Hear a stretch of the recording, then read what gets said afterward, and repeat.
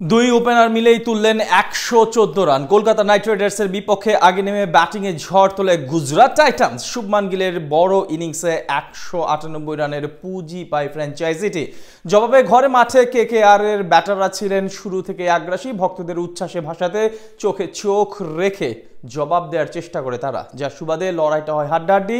সেই লড়াই শেষে ম্যাচের ফলাফল নিয়ে বিস্তারিত জানবো রিপোর্টে। 7 ম্যাচে 10 পয়েন্ট নিয়ে টেবিলের রাজত্বটা বেশ ভালোভাবে বজায় রেখেছিল গুজরাট টাইটান্স।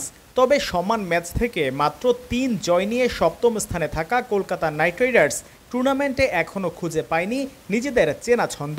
তাই গুরুত্বপূর্ণ ম্যাচে নিজেদের ঘরের মাঠে টস জিতে প্রথমে বল করার সিদ্ধান্ত নেয় ক্যাপ্টেন আজিঙ্কা রাহানে। বিপরীতে প্রথমে ব্যাটিংয়ে এসে টেবিল টপারদের হয়ে দারুণ শুরু করেন দুই ওপেনার সাই সুদর্শন এবং ক্যাপ্টেন শুভমান গিল। আসর জুড়ে আলোচিত এই তরুণ জুটি আজ প্রথম থেকে সাবলীলভাবে সামলাতে থাকেন প্রতিপক্ষ বোলারদের। তাদের কল্যাণে পাওয়ার প্লেতে ৪৫ রান ওঠে গুজরাটের স্কোরবোর্ডে।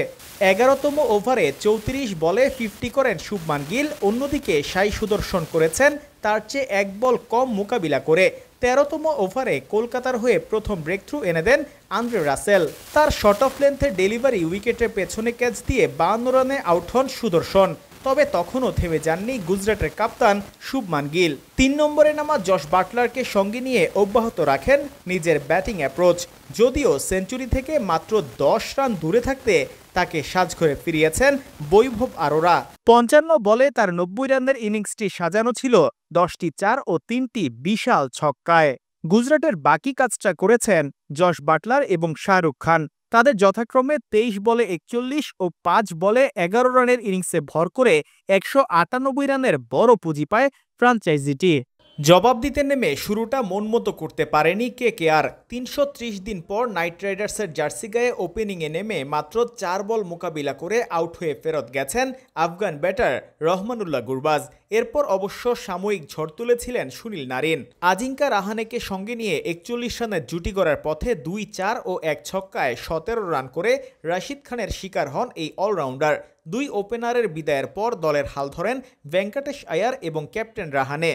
যদিও আইয়ারের ধীরগতির ব্যাটিং কিছুটা চাপে ফেলে দেয় কলকাতাকে। শেষ ৬০ বলে জয়ের জন্য ১৩১ রান দরকার ছিল তাদের। ১৩তম ওভারে ওয়াশিংটন সুন্দরের বলে সামনে বেড়ে খেলতে গিয়ে স্ট্যাম্পিংয়ের শিকার হন আজিঙ্কা রাহানে। তার কাছ থেকে আসে দলের হয়ে ব্যক্তিগত সর্বোচ্চ ৫০ রানের ইনিংস। মাঝে ৩ ৪ ও ১ ছক্কা মেরে আশা দেখালেও ২১ রানের বেশি করতে পারেননি আন্দ্রে রাসেল। ব্যর্থ হয়েছেন রিঙ্কু সিং, মঈন আলীরাও। শেষ পর্যন্ত আর কেউ দায়িত্ব না নিলে বড় ব্যবধানের পরাজয় নিয়ে মাঠ ছাড়তে হয় কলকাতা নাইট রাইডার্সকে।